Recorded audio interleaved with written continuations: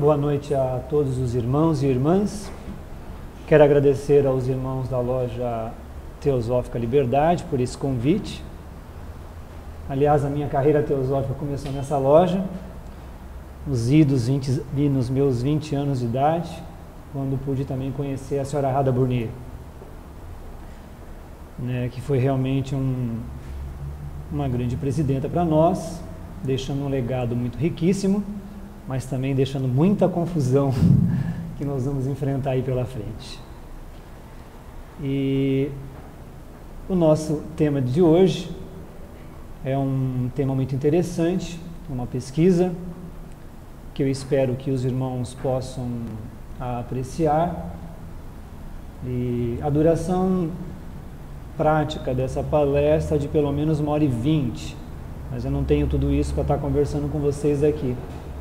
E vamos ver se eu consigo passar pelo menos tudo da minha pesquisa. É uma pesquisa livre e aberta para que os irmãos possam, a partir dela, também escolher um dos caminhos dos quais eu estarei apresentando aqui sobre esse tema, porque ele tem uma analogia macrocósmica, fisiológica, cabalística, esotérica, até numerológica, só que eu não explorei esse aspecto, e talvez uma perspectiva histórica, mas não se atendo a um ponto real da história, porque nós não vamos encontrar rastros, mas do fato histórico, um aspecto socioantropológico, que os irmãos também podem estar buscando uma compreensão do assunto, voltado mais para a psicologia. E são, assim, obviamente, caminhos que a gente pode estar utilizando de uma forma a compreender um pouco mais sobre a nossa origem, o que estamos fazendo aqui, o que pretendemos e o que vamos construir. Que é essa grande metáfora, de Adão e Eva, num paraíso que, de um ponto de vista literal, pode ser um absurdo, mas se analisado com profundidade, nós vamos encontrar aí a raiz da essência da espiritualidade humana. Nós vamos encontrar as nossas raízes e as nossas origens no próprio Gênesis. E essa imagem que os irmãos podem ver, é uma pintura do próprio Michelangelo na Capela Sistina. Nós poderíamos falar muitas coisas dessas imagens aí, onde nós temos a serpente, a árvore da vida, Adão e Eva, o anjo, a espada, só não aparece aí o rio, e as raízes da árvore, que também tem o seu simbolismo esotérico, mas que irão aparecer em outras imagens. E cada imagem dessa, ela vai com certeza nos transmitir uma ideia. Eu consolidei a minha pesquisa dentro de uma obra principal do Sr. Geoffrey Hodgson, que foi um grande teósofo, que é um livro aí que foi traduzido e editado pela editora Teosófica, que é a Bíblia Sagrada. Obviamente, a sabedoria oculta e a sua interpretação esotérica que ele faz.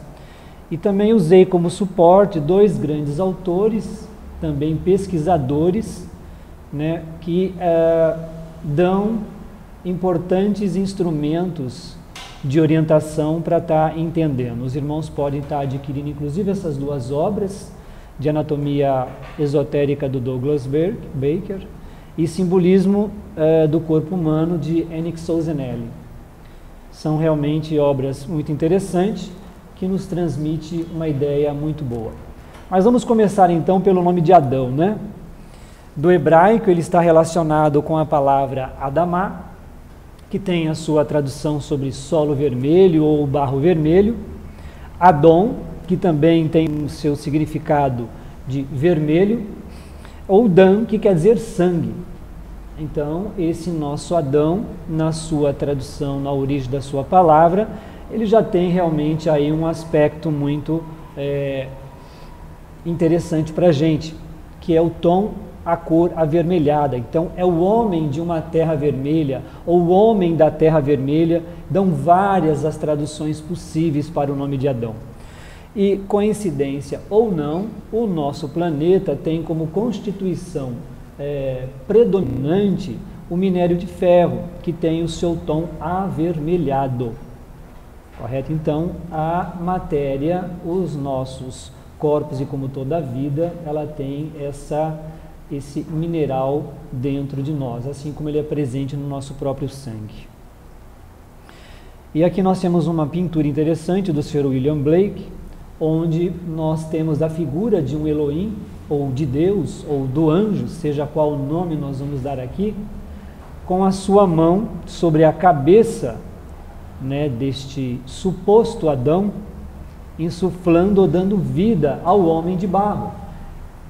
E pela sua perna esquerda, os irmãos podem ver que sobe uma serpente, que é uma das 3 energias sistêmicas que existem no universo, que é Prana, Forrat e Kundalini. São essas energias que dão origem e forma à vida humana. Criam os planos de manifestação para que o espírito possa fazer a sua involução. Adão também, ele é um princípio espiritual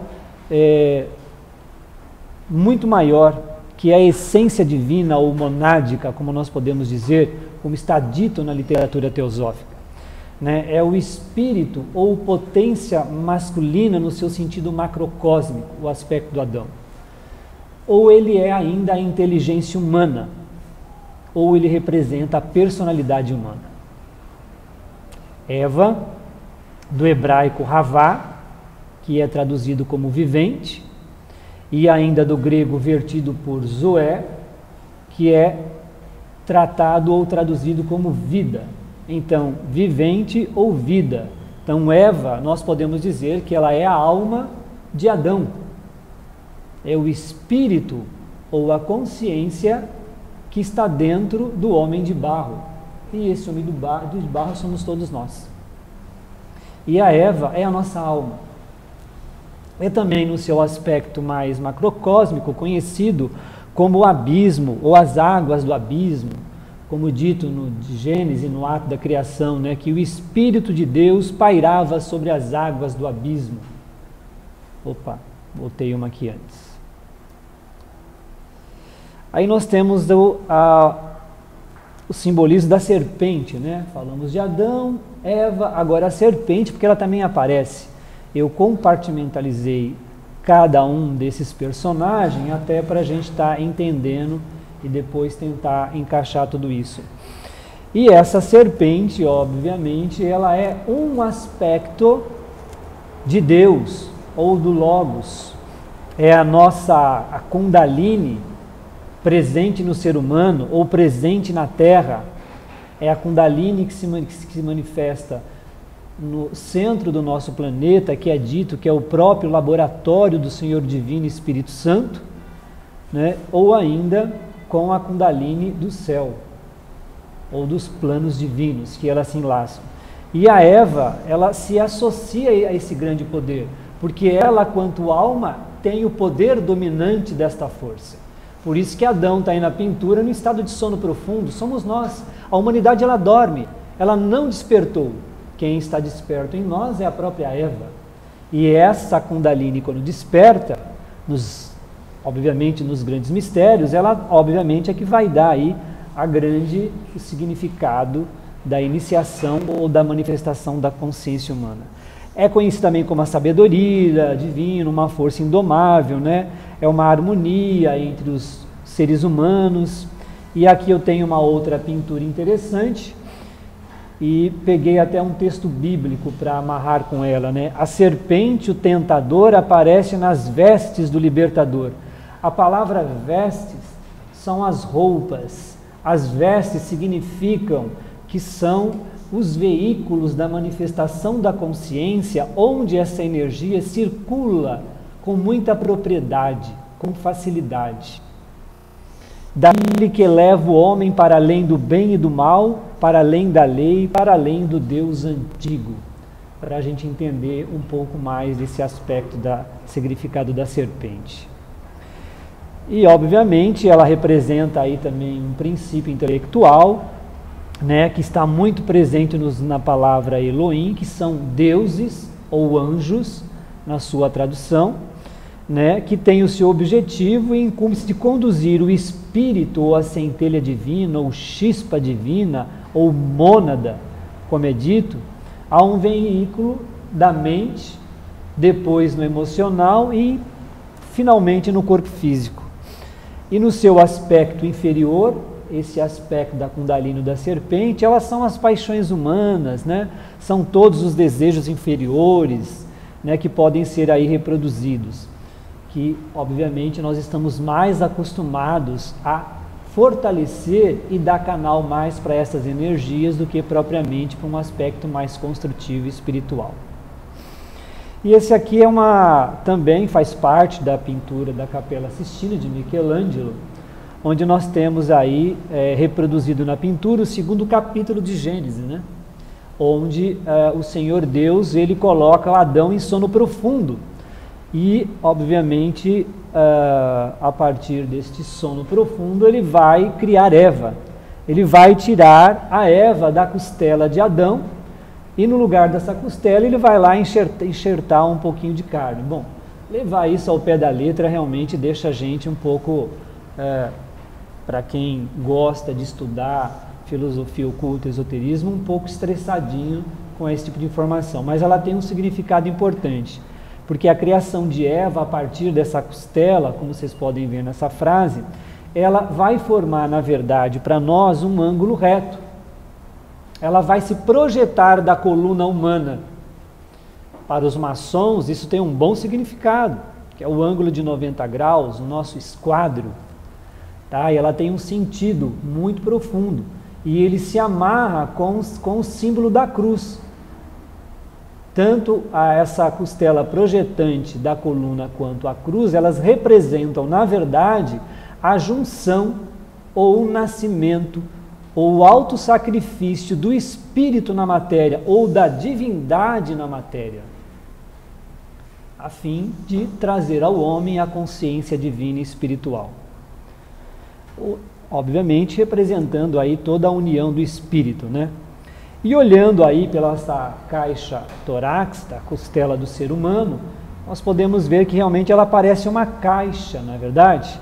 É onde se encerra, onde ela guarda e protege um dos órgãos mais vitais e importantes do ser humano, que é o coração, e onde jaz o nosso espírito, a nossa chispa divina, que é representado aí pela frase dada por Geoffrey Rhodes, que é dito como a descida do raio monádico em formas cada vez mais densas. Ele traduz como esse simbolismo. E é também representado esse Adão material como a terceira subraça da terceira raça raiz, que se tornou homem e mulher, a separação dos sexos, né? E aí, para entrar um pouco numa outra pintura interessante de Adão e Eva, né? A Eva como substância virginal, né? Como uma potência feminina, mas para a gente ter um conhecimento. Também traduzida, né, como o nosso eu superior. É assim que essa Eva precisa ser interpretada. E seu princípio divino jaz naquela caixa torácica, que é o quaternário inferior. Por isso que ela parece quase um quadradinho. Faz esse sentido. E, obviamente, dessa caixa torácica, eu tenho a projeção dos braços e das pernas, que representam o nosso mental concreto, por onde a nossa mente ou consciência divina se projeta ou cria. É também essa nossa Eva um símbolo da substância universal e responde ao jogo da energia divina criativa, o que é chamado de demônio, dentro dela e tenta e seduz Adão. Então eu coloquei uma Eva aí no seu tom mais baixos dos pés até a cintura bem avermelhada propositalmente, para mostrar aí para nós um aspecto da sedução, da paixão, no qual essa Kundalini, ela trabalha no ser humano. Nós trabalhamos mais com os nossos chakras inferiores do que com os chakras superiores. Então esse é um outro aspecto que nós merecemos estar verificando.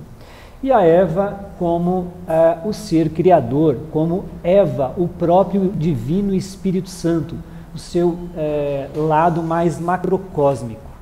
Então, quando se diz que o Espírito de Deus, potência masculina, pairava sobre as águas do abismo, é sobre isso aí. É sobre essa relação entre o Pai e o Divino Espírito Santo para nascer o Filho, o terceiro aspecto, que é a vida. O Divino Espírito Santo, ou a Mãe, ou essa grande alma macrocósmica universal, criadoras dos planos, desde os planos mais sutis aos planos mais densos, como o nosso plano físico, onde nós estamos aí. E a Eva também, no seu estado glorificado como sabedoria, em chamas, como dragão. Tanto a serpente quanto o dragão são símbolos da sabedoria. E incorporo essa inteligência universal na própria natureza. E que nós vamos ter esse domínio quando dominarmos e reconhecermos e sairmos do estado de sono profundo da nossa origem, Adão, que ainda estamos. Nós temos também aí da Capela Sistina, né, a pintura aí de Adão retratada por Michelangelo, e uma frase de um pesquisador, o Zacarias, que eu achei muito interessante, onde ele faz uma citação que valeu a pena colocar ela aí literalmente. Ele diz: Deus disse, façamos o homem à nossa imagem como nossa semelhança. Isso está na Bíblia, ele reproduz. Espera lá, Deus disse façamos. O que nós enxergamos aí? Uma entidade plural falando com quem? Com uma outra entidade também plural. Então, nesse início aí, já dá para perceber que Deus não estava sozinho quando resolveu então criar esse Adão. Então, se existe esse Adão histórico, se é que ele existiu, nós podemos dizer assim, né? Então existiu também uma divindade que não estava sozinho. Deus não era só. Deus estava com um grupo de outros deuses para criar a vida. Então isso aqui nos traz um questionamento. Eu gostei muito da análise interpretativa de Zacarias, e é fundamental. Então ele se diz: façamos um Adão à nossa imagem. A imagem de quem? Dos Elohims, dos deuses. Assim nós poderíamos dizer, como nossa semelhança. Então é um questionamento para a gente estar aí repensando essa análise bíblica. Aí é uma imagem do próprio Adão, de um artista da Renascença, que representa a forma humana bissexuada, né? Inconsciente e autorreprodutiva. E ele também reproduzia-se, sua espécie autofrutificando-se, né? A semelhança das plantas ou árvores. Esse era um dos primeiros raça de Adão que surgiu, que inclusive está na doutrina secreta. Tá? Que era um Adão que se reproduzia, até vai ser dito mais para frente, por oviparismo, né? Ou nascidos do suor, como é dado pela própria senhora Blavatsky. Então, Adão sozinho no jardim do Éden representa a primeira humanidade andrógena e sexualmente inocente, o estado isento de paixão da primeira raça física de homens na Terra, que era andrógena e, portanto, autorreprodutiva. Ele representa ainda a raça humana no primeiro período de ajustamento do espírito mônada, ou centelha divina, numa forma humana andrógena e ainda adormecida. Também uma outra estátua aí do período helênico, né, tentando traduzir um Adão mais hermafrodita, como já eram inspirados os autores da época, não vendo um Adão aí já de sexo dividido. Então, o nosso Adão e a nossa Eva, eles representam energias polarizadas. Aí eu tenho uma imagem de Adão, de Eva, da árvore da vida e de um próprio Elohim, de Deus. Eu posso dizer que Adão é o corpo físico, eu posso também interpretar que a Eva é o espírito, melhor, a alma, e que esse anjo, ele é o espírito, e que essa árvore da vida, ela representa aspectos da consciência superior, a inteligência divina. E mais para frente nós vamos analisar isso quanto cérebro. Os irmãos já vão compreender. Exemplificam, obviamente, esses dois, os primeiros seres humanos unissexuados. Os seres humanos unissexuados desenvolveram-se gradualmente a partir de um organismo único, né, e original bissexuado. São palavras do Sr. Geoffrey Rhodes. A reprodução dava-se inconscientemente e passou pelos estágios de exudação, ou nascidos pelo suor, e oviparismo. Isso aqui ele tirou da doutrina secreta de HPB na cosmologia. E nosso Adão se encontrava numa condição de relativa inatividade mental, o que explica o sono profundo no jardim do Éden, ou seja, o seu estado de inconsciência, de incompreensão do jardim do Éden. Jardim do Éden é um estado de consciência superior, ou um plano divino superior, também para nós. Então, seria a energia da vida criativa, que estava presente em seu interior, e seu estado de sono demonstra a sua inconsciência, obviamente, dessa energia. Por isso que se diz que o Senhor Deus representa um impulso evolutivo. Então, quando existe essa expressão Senhor, Senhor Deus, a divindade, ela fala de nós, ela fala daquilo que está acima da Eva, na nossa compreensão. Aí já é uma outra conotação mais superior. Deus nós quanto consciência divina, emanando um princípio que vai evoluir e vai atuar em nós, que é Eva, e nós projetamos Adão de dentro de nós. Então, ou ainda, né, representa, né, a raça de Adão, que era constituída de ossos, enquanto a que precedeu não tinha. Isso também é dito na doutrina secreta, que eles eram, infelizmente a nossa ciência não descobriu isso ainda, e nem vai descobrir, porque não há vestígio, né, das primeiras raças, como diz na doutrina secreta, que eram constituídas de carne e cartilhagem. Então, realmente, isso aí se deteriora, se decompõe. Não tem osso lá para se calcificar.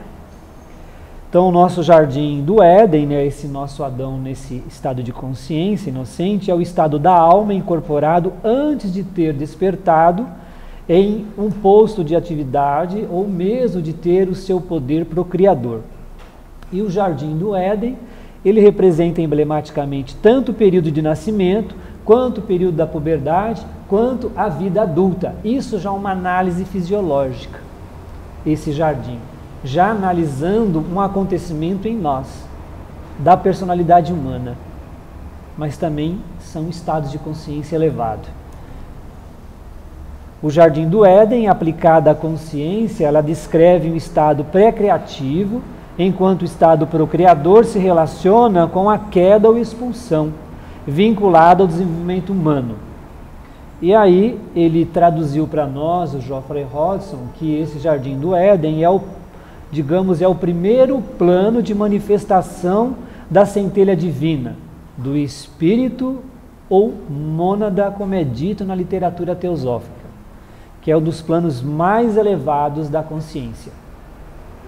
E só os adeptos, né, que alcançam e conseguem funcionar a sua consciência nesse plano, que é o plano da própria mônada, que não é o nosso caso, né? Quando muito nós vamos funcionar no astral. E chegamos aí na espada, né? A espada flamejante ou a espada flamígera, né?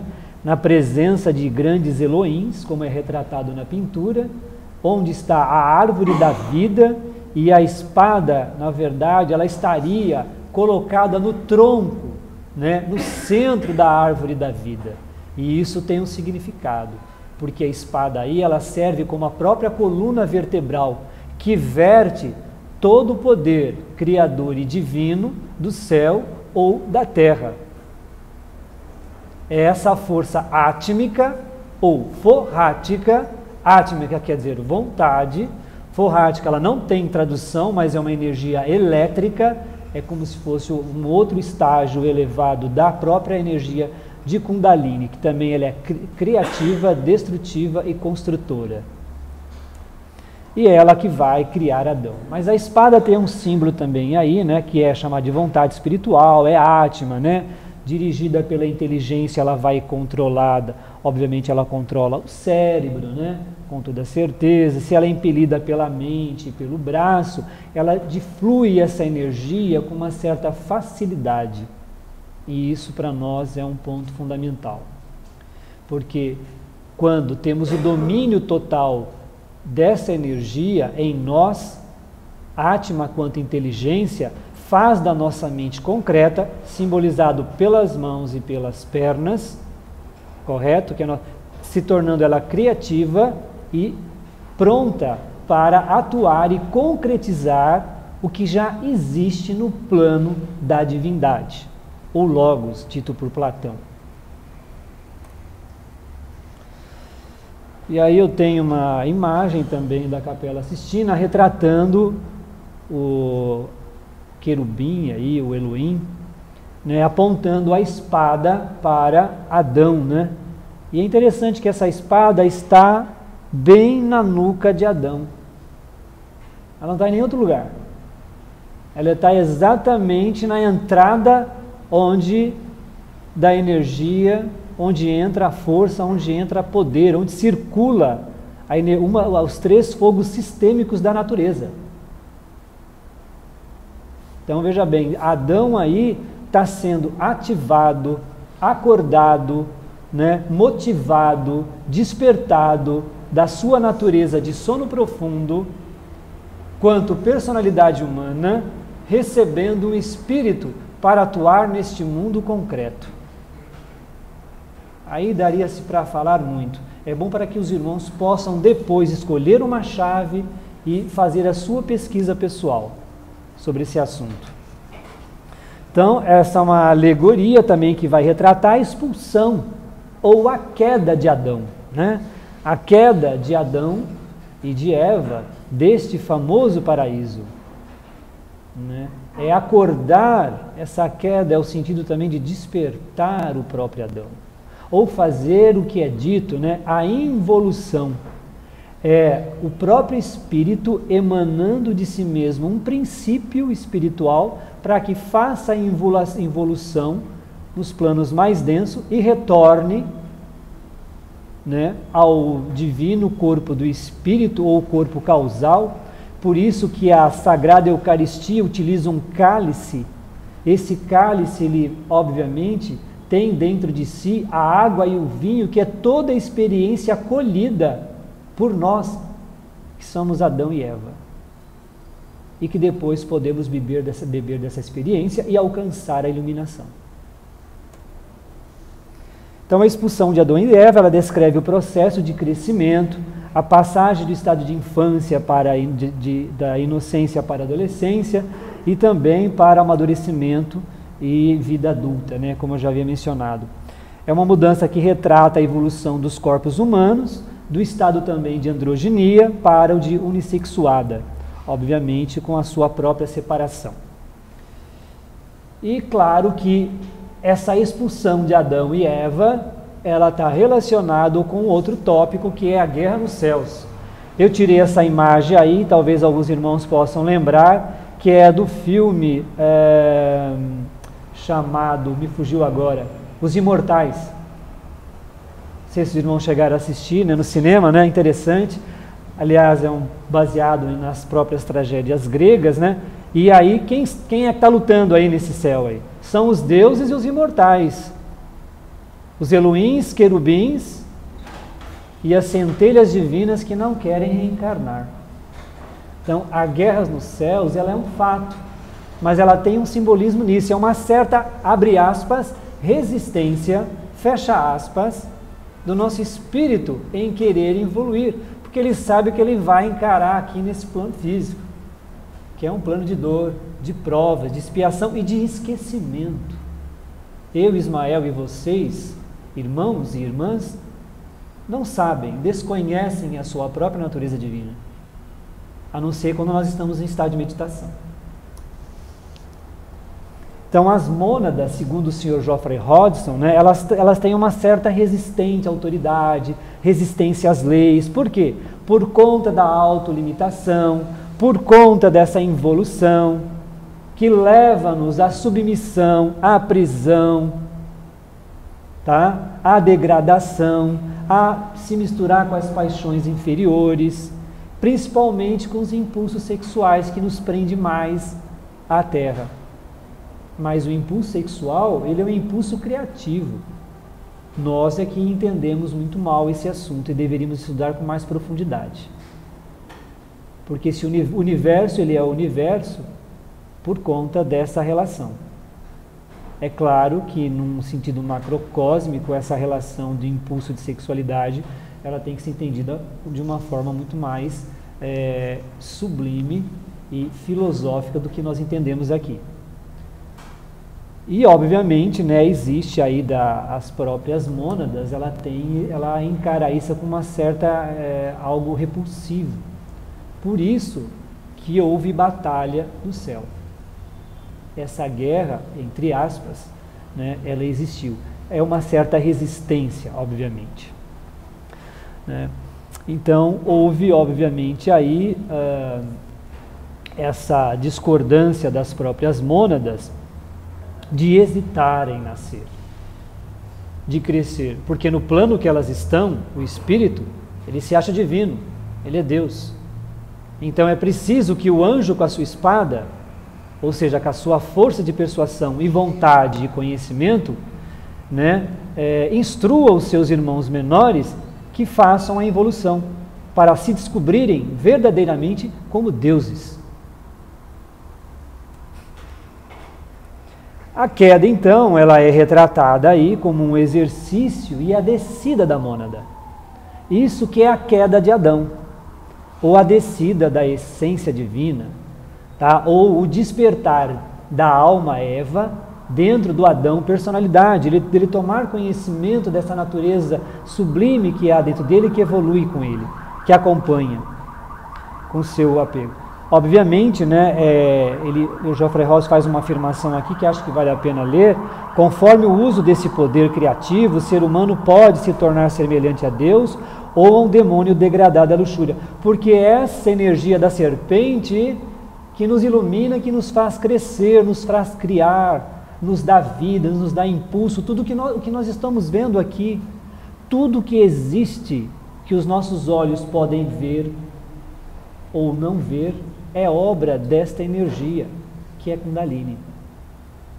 Ela dá materialidade a essas coisas, ela dá vida e é preenchida pelo Espírito. Então essa queda, obviamente, ela descreve, né, o processo involutivo, enquanto deidade e demônio representam o espírito e a matéria. Então o suposto Satã, que já vamos falar dele, o demônio, é esse princípio de relação, ou o princípio também de embate entre espírito e a resistência pela matéria, que é um outro ponto da Guerras nos Céus, de não reconhecer esse aspecto.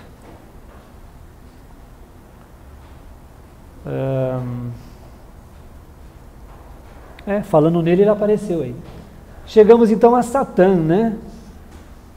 Essa imagem, olha, é interessante, eu batalhei para achar e no acaso eu acho que eu encontrei. Eu acho que é uma das imagens mais belas que existe de Satã e muito bem inspirada. Satã sendo retratado aqui com uma árvore em cima da sua cabeça é assim fora do comum. E essa árvore, ela tem um significado muito importante, porque é a árvore da sabedoria, é a árvore do conhecimento. Satã é a própria manifestação do conhecimento. a árvore da vida e Satã, eles são quase um só. E a árvore retrata o cérebro humano. Não é à toa que ele foi pintado. Então esse autor aqui, ele se inspirou bem. E ele está corretíssimo nessa sua análise. Agora, esse Satã com chifre e outras coisas mais não é muito interessante, não. Então, vamos só colocar aqui tudo aqui. Professor. Sim, senhor. Mas o Satã com chifre também tem o significado de poder. Sim, claro. Mas aí o nosso Satã é mais das sefiras inversas, né? Que ele é retratado lidando com a criação do plano material. É uma outra coisa. São os chakras da cabeça muito iluminados. Tá? É diferente, eu entendi. Mas aqui as pessoas usam esse Satã com chifre, rabo, para determinar um outro aspecto, né? O aspecto das paixões da natureza humana. Correto? E o rabo, obviamente, retrata exatamente a natureza ainda animal do início da evolução humana. É nesse sentido. Agora, Satã ou Lúcifer, obviamente, é conhecido também como luz. Do hebraico, ele também é traduzido como adversário, né? Lúcifer, do latim, é lux ferres, ou lucem ferre, né? Que é portador de luz, e do grego é osfuros, o que leva, né, a própria luz. E do hebraico ainda é Iléu, que é o que brilha. Então ele é a manifestação do próprio conhecimento ou da própria inteligência. Satã, ele é, obviamente, um dos aspectos da manifestação ou projeção do terceiro aspecto de Deus, Logos ou Espírito Santo. Aí é que está. Então ele está expulso do paraíso, esse anjo caído, entre aspas. Não, ele está aqui com outro objetivo. Então ele é, obviamente, a personificação de um grande arcanjo. Ele não é uma pessoa qualquer. Ele tem essa polaridade inversa. Então o nosso irmão falou dos chifres. Os chifres, para determinar que esses dois chakras que ele tem aqui na cabeça se projetam, é para demonstrar o seu alto poder intelectual de inteligência criadora. O que ele pensa, ele cria. O que ele pensa em destruir, ele desfaz. Porque ele é uma manifestação da própria divina, do terceiro aspecto de Deus, ou Logos, ou Espírito Santo. São também as tendências separadoras, né? As paixões humanas, aquilo que o ser humano conserva mais, infelizmente, que a gente carrega com mais frequência, né? Aquilo que não é muito bom. Ou então ter pena de si próprio, né? Seu auto-reconhecimento. E não é esse o aspecto que nós estamos buscando. Ele, obviamente, que é o responsável pela descida ou queda de Adão, porque ele que dirige a hierarquia criadora para a evolução das centelhas divinas, do espírito, ou mônada, como é dita na literatura teosófica. Então, esse é o papel do nosso Satã. Aqui o negócio meio lento, né? O em princípio, obviamente, intelectual, né? Como diz aqui o Geoffrey Ross, incumbe-se de conduzir as mônadas, ou centelhas divinas, a um veículo mental e introduzi-las na vida mental individualizada e autoconsciente. Esse, obviamente, é o seu aspecto.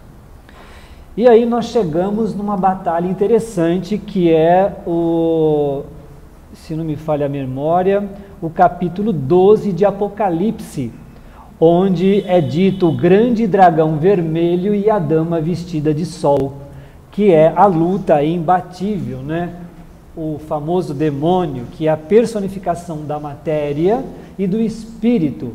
É como se ele, né, esse Satã, entre aspas, está tentando subjugar a alma, mas ela, a alma vestida de sol, quer dizer, a alma que alcançou a iluminação, a alma que alcançou a individualidade da espiritualidade, da essência divina, ela não se abate pela influência dos desejos que a matéria lhe oferece, Satã ou dragão vermelho. Este dragão vermelho também representa, tá, a energia da própria Kundalini, que transforma um homem num Deus ou num demônio. É o seu outro aspecto. Agora, aí mostra a alma dominando e controlando essa energia. Assim como a Virgem Maria pisa na cabeça da serpente. Isso quer demonstrar que ela tem o autocontrole sobre aquela energia.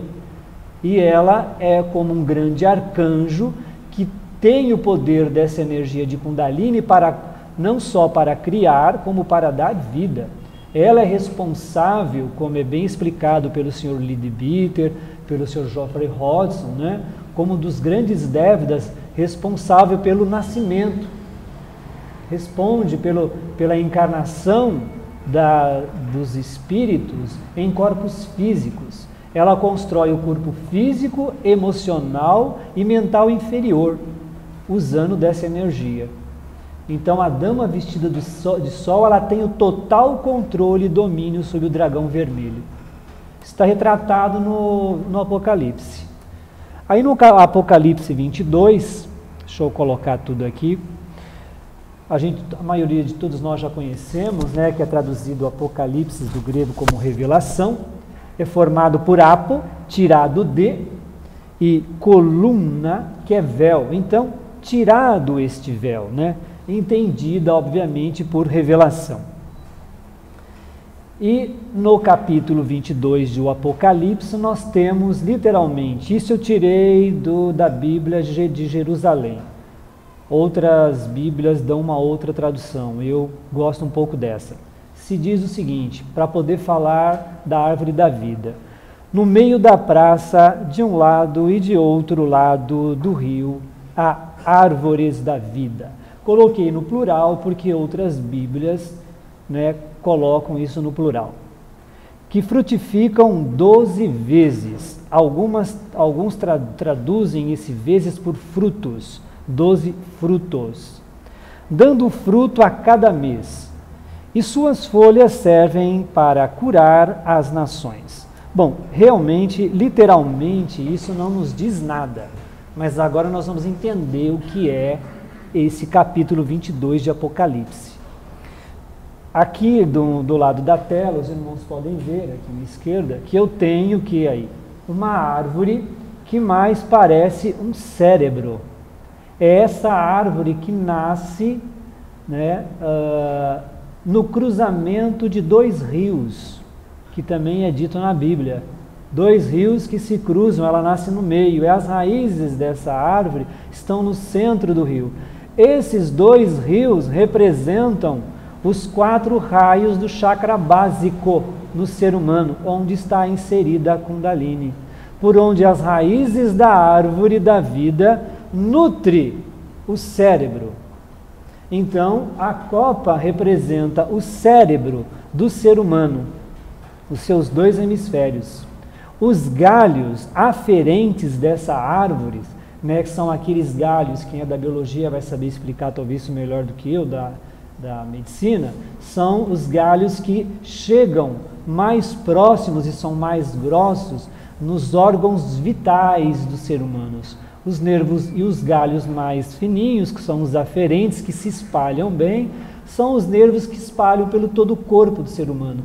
Então, levando toda a seiva, levando toda a energia prânica, kundalini ou forrática para o cérebro, ou seja, o ser humano.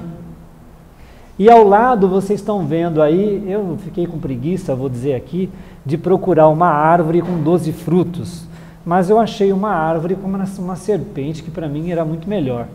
Os 12 frutos, meus irmãos e irmãs, representam os 12 chakras que nós temos na cabeça. Não temos só 3 chakras principais, temos 12. E eles se associam, para a gente fazer uma analogia, com as famosas 12 estrelas que brilham e se estendem, né, no alto da cabeça da Virgem Maria, da Nossa Senhora. São os chakras que foram iluminados pela energia de Kundalini. O indivíduo tem a consciência extrafísica, superfísica, supercósmica, quando esses chakras estão todos iluminados, todos despertos. E a própria serpente representa essa energia circulando. Então, realmente, esse é o símbolo mais macrocósmico do que nós podemos dizer da árvore da vida. No ser humano, os frutos representam, obviamente, conhecimento, mas eles também são duplos. Eles consistem aí no processo evolutivo normal, ou seja, nós vamos acumulando o que eu disse lá atrás, da água e do vinho, que é levado para o corpo causal, e depois nós bebemos e nos iluminamos, ou seja, a experiência de vidas vão se acumulando no corpo causal, que é representado pelo cálice, tá? Ou então, para o grande iniciado ou ocultista, que expressa e utiliza essa grande energia com o objetivo de manifestar a sua consciência num plano muito superior. E na natureza, né, esses frutos representam todas as diversas, formas de vida manifestada. Por isso que eu coloquei uma imagem aí de Adão e Eva e um monte de bichinho em volta. Esses bichos representam todas as formas de vida, porém, é também na psicologia transpessoal e alguns outros psicólogos da psicanálise, também como ocultista, confirmam que os animais, eles também representam forças da natureza ou vícios humanos em nós. Então, a árvore do conhecimento do bem e do mal, com os seus frutos, é o antigo e universal símbolo da energia da vida, do universo impregnado de inteligência, inteligência de criação. Então, a árvore do conhecimento é símbolo da sabedoria esotérica, cuja assimilação, comer o fruto, faz do homem um Deus. Agora, é claro que o mau uso vai levar o quê? A nossa degradação.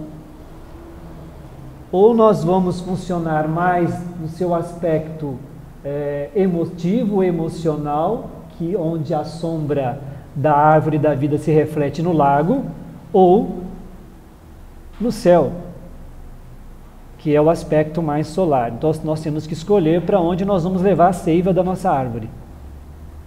E aí, essa subida da seiva está relacionada, está dita e vivida com as ações que nós construímos. É dito no livro dos pés do mestre por Krishnamurti, discernimento. É o discernimento que vai me permitir usufruir e saber o que eu vou fazer. Lá é dito também, não basta olhar para o fruto, não basta olhar para o conhecimento. É preciso experimentá-lo e fazer dele um instrumento de transformação. Então, esse ensinamento bíblico, ele existe aí para guardar e gravar um ensinamento esotérico, mas também para nos fazer reconhecer que a evolução ela é para nós. Ela está aí para a gente se descobrir. Ela está aí para que o homem realmente se desperte e se autovalorize como ser espiritual. O desânimo, então, tem que ficar de lado.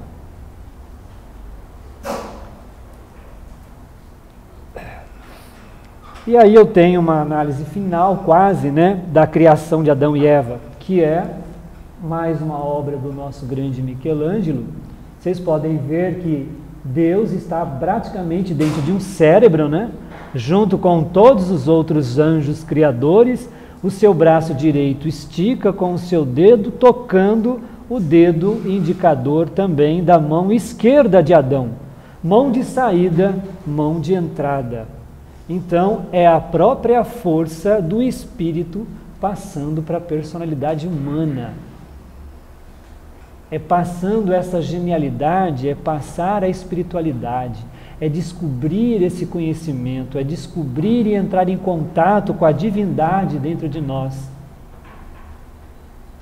Existe uma meditação que ela é dita assim: eu estou na realidade do meu ser, brilhando como luz, esplendor e beleza divinos.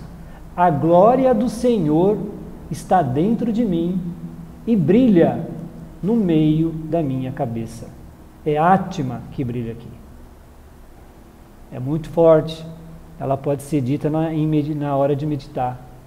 é fortíssima, porque ela atrai outras energias de planos muito elevados. O duro é suportar. E a ação, né, comer o fruto, né, mais um casalzinho aí de Adão e Eva, né, me parece que eu fui criticado, que eu coloquei muita gente pelada aí para um sacerdote, mas toda a pintura de Adão e Eva é assim, né, ela com essas folhinhas aí, tapando aí o que seria a vergonha da natureza humana, lê do engano, né? Mas o que é comer o fruto, né? Retrata a inevitável mácula das mônadas egos, na imersão delas na matéria dos mundos inferiores, né? A verdade é tomar o conhecimento, obviamente, né? É querer experimentar. Aí está se coadunando a parábola do filho pródigo, quando pede para Deus todos os seus bens e vai embora. E quando ele volta, Deus dá uma festa. É óbvio.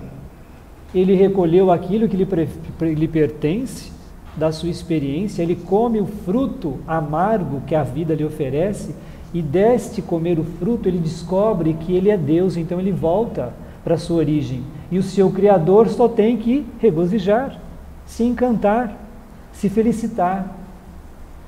Então aí, ó, os ossos, a carne, o sangue, o sistema nervoso, constitui o que para o espírito? O túmulo. Adão, o nosso corpo físico, é o túmulo da nossa alma, porque ela não consegue se expressar como deveria. É como uma mão com 7 luvas. Como é que eu vou conseguir ter o tato com perfeição? Eu vou ter na medida que eu vou tirando a luva. Correto? Então, toda essa analogia desse aspecto fisiológico, eles retratam, obviamente, isso aí. A personalidade encerrando dentro de si, né, o espírito, que na verdade, para a nossa alma, é como se fosse a morte. Ou então aquela cruz, ou aquela costela, se projeta da coluna, né, no seu ângulo reto, o entrelaçamento entre o espírito e a matéria. E infelizmente o dragão vermelho, a matéria, vai vencendo, irrigada pela energia de Kundalini, porque ela impera mais no desejo de experimentar as sensações do que produzir, né, conhecimento espiritual. Mas faz parte do processo da vida, e isso não é um pecado, muito pelo contrário. Então a morte, ela tem em si a perda, né, de uma consciência divina, perda da própria iluminação. E isso ela vai durar, como diz aí o próprio Sr. Geoffrey Roy, essa cegueira, né, adquirida na evolução. E claro que isto é o que? A incapacidade que a própria alma ela tem de conseguir se expressar. Por isso que na parábola do filho pródigo, o filho sofreu, comeu lavagem com os porcos. Isso tem um simbolismo. Comer a lavagem com os porcos é experimentar e vivenciar de todas as suas paixões humanas, faz parte. Só assim nós crescemos.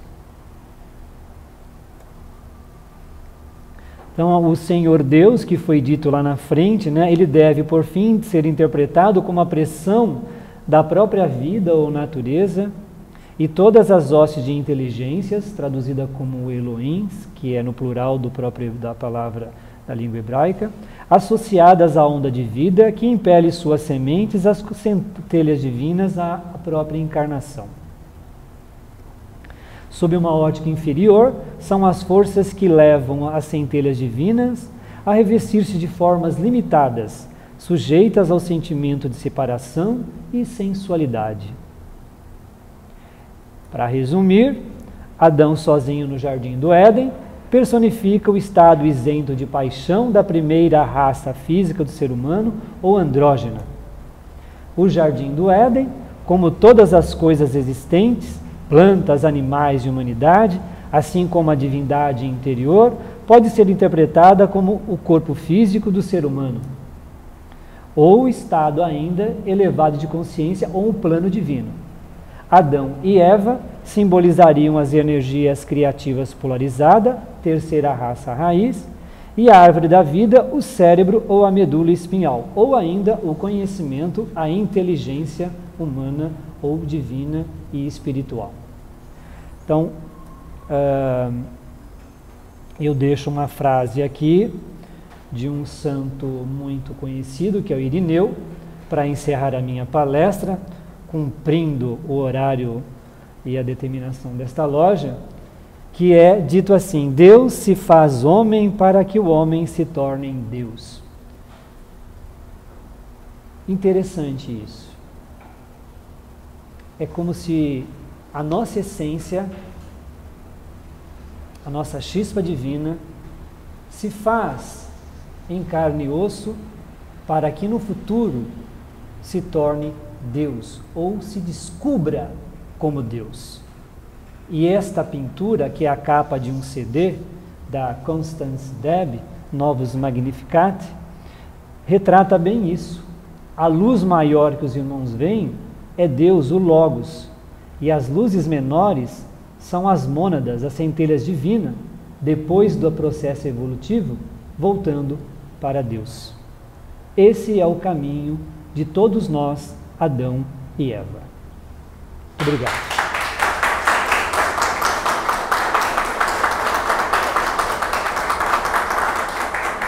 É isso aí. Desculpa, mas eu corri. Quando ele falou que só tinha acho que menos de 1 hora, porque eu queria, se eu pausasse mais, daria. Né? Eu só quero dizer uma única coisa, né, que não entrou na minha pesquisa, porque me fizeram essa pergunta, né? Mas vale a pena colocar, né? Ele fala, pô, Ismael, mas onde fica Caim e Abel? Falei, Caim e Abel não ficam, porque Caim e Abel nunca existiram. Caim e Abel é o cérebro, são os dois lados, o lado positivo e o lado negativo. Aí dá para saber que Caim, obviamente, só pode ser o lado racional, que quer abafar Abel e matou Abel, que é a intuição. Por isso que Deus se afeiçoava mais a Abel, porque o lado mais intuitivo do cérebro está mais próximo do ser de Deus do que a mente racional. Então Eva também, que é a alma, gostava mais de Abel, porque estava mais perto dela. Né? Interessante, né? Não sei se deu para ser claro, e aceito acréscimos, colocações, e vamos compartilhar ideias, né? Foi assim um geral para os irmãos, mas existem muitas chaves para que os irmãos irmãs possam estar pesquisando por si mesmos. Não é uma palestra terminada. Você acha que eu vou conseguir esperar seu segundo para perguntar? Esse pessoal tem uma plantação de macieira, tem maçã para todo lado, né? Engraçado, né? Você viu por que coloca tanta maçã nessa história, né? No fim, a maçã era um mero detalhe, porque, na verdade, o fruto, né? Ele é o conhecimento, ele é a sabedoria, ele é a experiência que a gente colhe, né? Escolher a maçã, mas se você cortar a maçã, ela tem um simbolismo também. Foi a abertura da pergunta. Olha, com todo carinho e respeito, eu acho muito bonito, poético, maravilhoso, desde porque eu sempre venho aqui, eu não aprendi nada disso. Então, mas eu acho bonito e poético. E eu sempre aprendo daí que eu não considero religião, eu considero ciência e conhecimento. A história da religiosidade e a história do crescimento humanoide, do animal humanoide, que ainda será humano um dia, pessoa. Se existiu essa tal dessa guerra no espaço, eu era um dos que não queria descer. Não entendi. Se existiu o quê? Essa guerra aí. Ah, a guerra nos céus, que é retratada na Bíblia, né? Estava brigando feio, que descer para essa porcaria, essa merda de vidinho aqui, tem que ser muito burro. Eu também penso assim.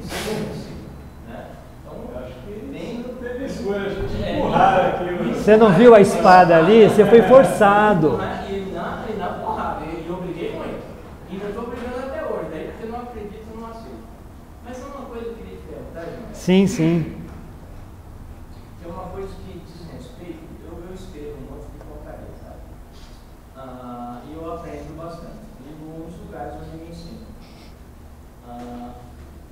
Por mais de uma vez, aqui nessa loja, no meu lugar, eu sempre ouvi dizer que o homossexual, tanto masculino quanto feminino, é uma experiência, que não é humano, que não é isso, não é.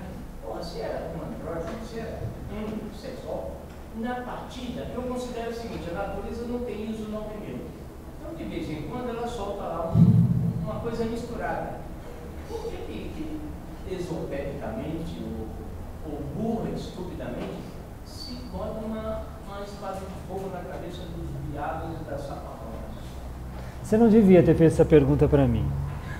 Não deve. Vou chamar ele para dar uma palestra. Olha aí, uma análise pessoal, você entendeu? Para começar, todos nós somos divinos, independente ser separado sexualmente homem e mulher, obviamente, corpo físico masculino, corpo físico feminino, ou ter aí um chakra girando relativamente, como alguns acham que é o que acontece, de forma diferente, que modifica a natureza da psicologia humana, do ser humano, né, fazendo dele preferências sexuais A, B, C, Y, Z, não me interessa qual. Você entendeu? Todos são divinos. Alguns têm uma visão assim, mas estão fazendo um estágio, porque isso que você colocou é andrógeno, não tem sexo, o anjo não tem, tá? Sei, balela. Eu acho que isso aí é balela, né? No meu ponto de vista pessoal. Eu acho que isso aí está mais relacionado a uma ação mais assim kármica, tá? Karma, isso é karma, tá? Mas não é o mal, é uma escolha, porque eu quero passar. Lembra do filho pródigo? É a necessidade do espírito de ter isso. Acho que bem ou mal, boa parte de toda a humanidade vai ter ou não uma experiência nesse campo, né? Não me pergunte por quê, alguns acham isso, eu penso um pouco o contrário, não sei se isso realmente pode acontecer, né, com as pessoas, mas eu entendo que isso é sim um desvio, é um karma, né? Mas que a gente deve levar isso com naturalidade. E demais, não vamos reprimir isso, porque aí fica pior. Você entendeu? Eu acho que às vezes quando a pessoa se resolve, né, ela se acha, como diz alguns, sai do armário, é muito melhor para ela, porque ela está expressando, dando vazão àquela energia, fazendo aquela energia circular. Porque se ela se represa, ela danifica a mente do ser humano, estraga o emocional ou a personalidade dela própria. Você entendeu? Então, eu acho, e existem aqueles ainda que são de vários graus aí, já que você perguntou aí da homossexualidade, que se resolve essa energia até se trajando como mulher. Ele se sente a mulher e acabou, ponto final, e ninguém tem nada a ver com isso. Correto? Então eu acho que, tá vendo? Você mexeu com uma pedra tão ruim aqui que o meu chakra da cabeça está abrindo. Alguém está querendo falar alguma coisa aqui, né? Essas coisas a gente não pergunta para um padre, você entendeu? A gente pergunta assim no tete a tete para ele poder falar com mais liberdade, não que eu não possa falar para vocês aqui. Hã? Quer confessar um negócio para você. Você entendeu? Não, isso gera uma energia muito intensa. E aí começa a abrir aqui, eu sinto que está entrando uma energia bem diferente. Exatamente. A pessoa que não se resolve tem uma... O problema está aí nos não resolvidos. Eles se machucam. Eles se machucam espiritualmente. É pior. É muito pior. Mas só um minutinho, eu vou me reservar no direito de calar um pouquinho sobre esse assunto, se você me permite.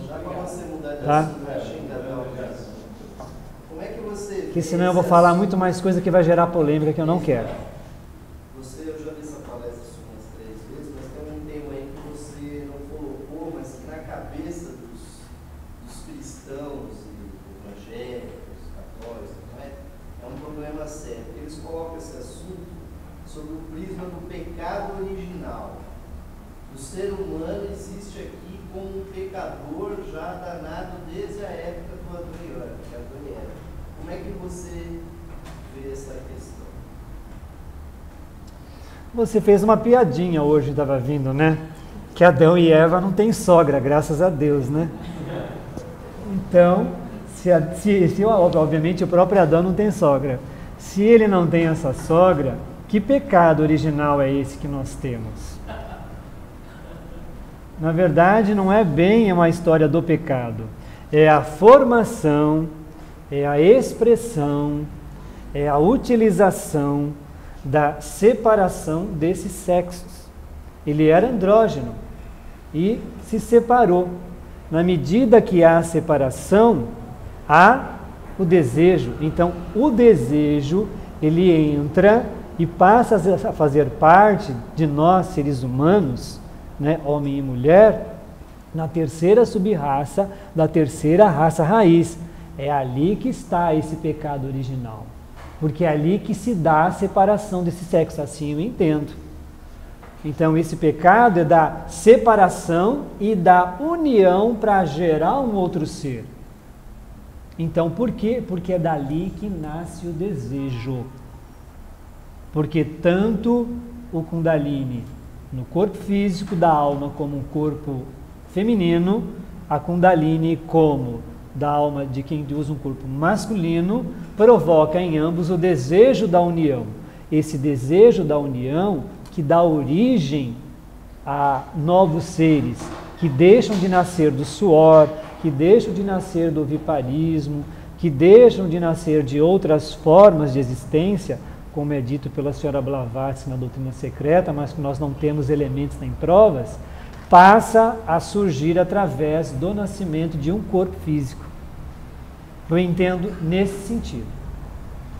Mas as pessoas acham que isso é um pecado, mas isso não é o pecado. Só que o pecado... Os negros estadunidenses fizeram uma discussão muito séria e descobriram que a gente quer... branco, sabe por quê? Vai tentar tirar a costela de um negrão, você. Só a pergunta, você tem uma pergunta? Nem Deus não consegue. Pecado original está na origem da separação do sexo. É isso que é a verdade que eles não... Quer dizer, não sei se eles não entendem, eles não querem talvez também falar. Tem muito testemunho de Jeová, crente sim, e católico que entende sim. Padres bem estudados, mas eles não comentam.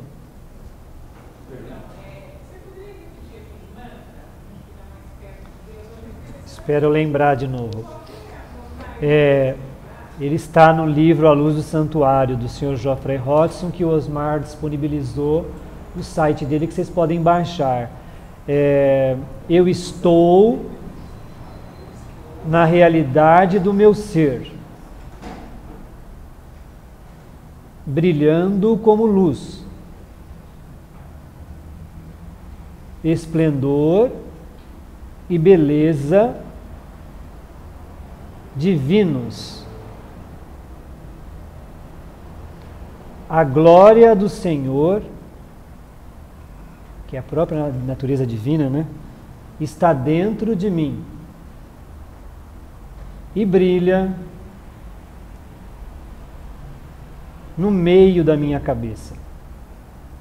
Então, quando você repete isso com profundidade, você vê formar dentro de você um sacrário dourado com o interior branco, e você, quanto ser real, está lá dentro, sentado.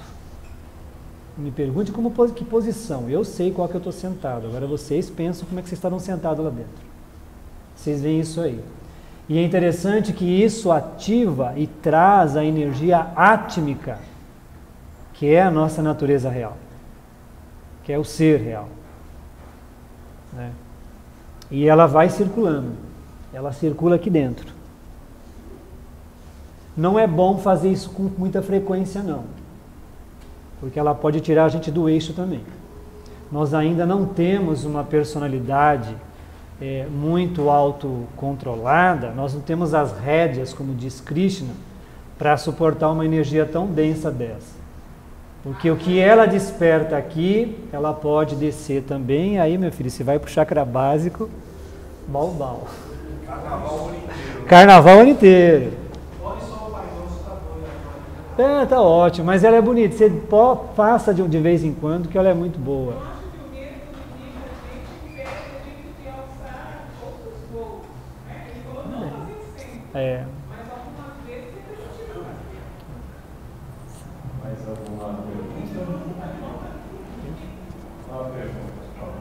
Nosso irmão aqui. Meu nome é Cláudio. O senhor citou logo no início da palestra a sua fonte de pesquisa. Sim, 3 livros, né? O senhor citou também o foco do conhecimento do sacerdote, né, dentro dos enfoques que o senhor deu. A minha pergunta é a seguinte: esse contexto, essa visão que o senhor deu aí, é a visão que a Madame Blavatsky tinha também em relação a esse trecho da Bíblia? Sim. Ou o senhor, vamos dizer, colocou em um quarto que ela achava, em um quarto que o... Não. O próprio Geoffrey Rhodes, apesar dele ter feito uma pesquisa clarividente, ele foi inspirado pelo seu mestre, né, que era o adepto Polidorus, e ele também trazia muitas citações de Blavatsky. Muitos. E está na Cosmogênese. Você também pode encontrar isso nas Instâncias de Zian, que é um livrinho fininho que retrata. Primeiro volume, exatamente. Tá assim. Claro que ela dá uma visão muito cosmogônica lá, viu? Bem mais macrocósmica. Professor, voltando sobre aquele assunto que eu estava mencionando, eu gostaria de lembrar que esse conhecimento que está sendo feito aqui é um conhecimento esotérico. Ele tem que ter a consciência de que as demais religiões, as religiões abertas e convencionais, nós não podemos exigir delas esse nível de entendimento das coisas, porque esse conhecimento é conhecimento fechado. Está um pouco aberto no mundo atual por causa de Blavatsky, por causa das correntes esotéricas, né, e comunidades espiritualistas que têm aberto o conhecimento. Mas esse conhecimento não é um conhecimento do povão, popularizado. Então a gente não pode ficar criticando as religiões convencionais que nesse caso entendem dessa maneira, porque elas não têm condições de entender dessa maneira. Isso é só para quem já tem conhecimento fechado. Agora, o que nós estamos pedindo muito é que, como o conhecimento fechado tem sido muito aberto, desde Blavatsky para cá, ela trouxe o Ocidente, trouxe conhecimento do turismo, das escolas de mistério e tal. Então, hoje está mais popularizado.